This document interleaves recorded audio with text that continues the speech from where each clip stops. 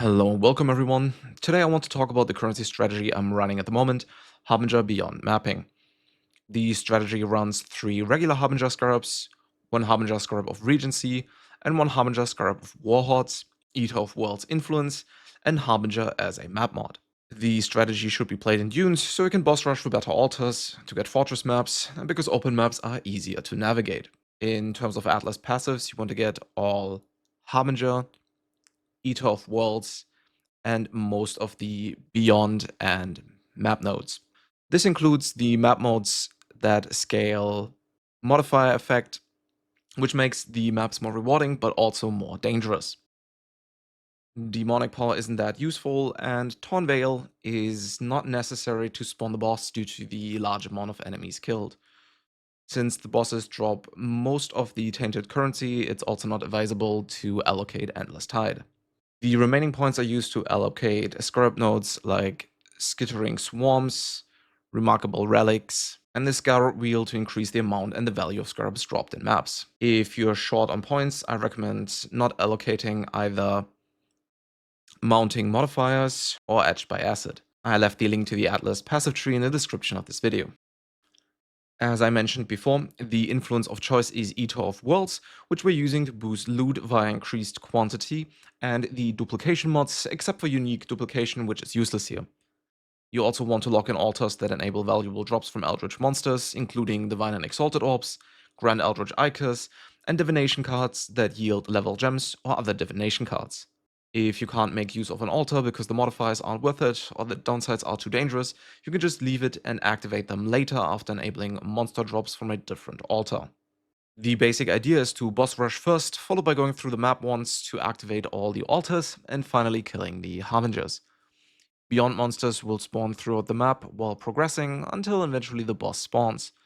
Just like with the Harbingers, the boss should be killed after activating all the altars for maximum efficiency. Overall, this strategy is a tad bit demanding in terms of defensive and offensive power, so your build needs to be tanky and have good clear speed to run this strategy efficiently.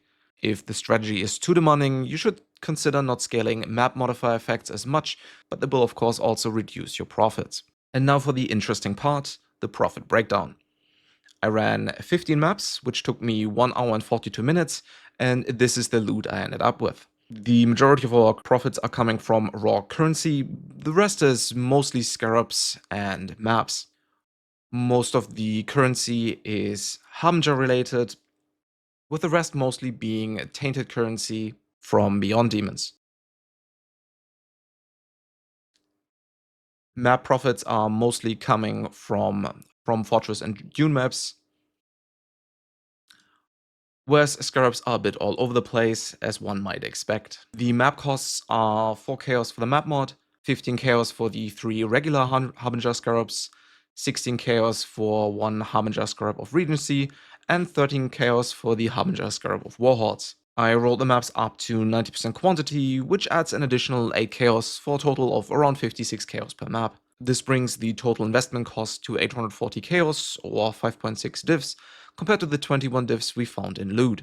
This equates to a profit of 15.4 divs over 15 maps, or 9 divs per hour. Overall, probably below average what you can expect since we found only 16 fracturing shards, and I didn't even get a single divine drop. You can also increase profits by selling items in bulk, and by bulk I mean 10 plus fracturing orbs or fortress maps for example. Last but not least, the strategy also produces a decent amount of gold, which was around 200,000 per hour for me. And that's pretty much it for the video.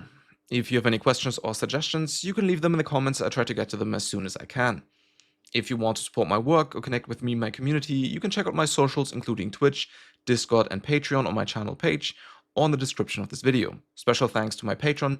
Your support is greatly appreciated and it helps me professionalize my work.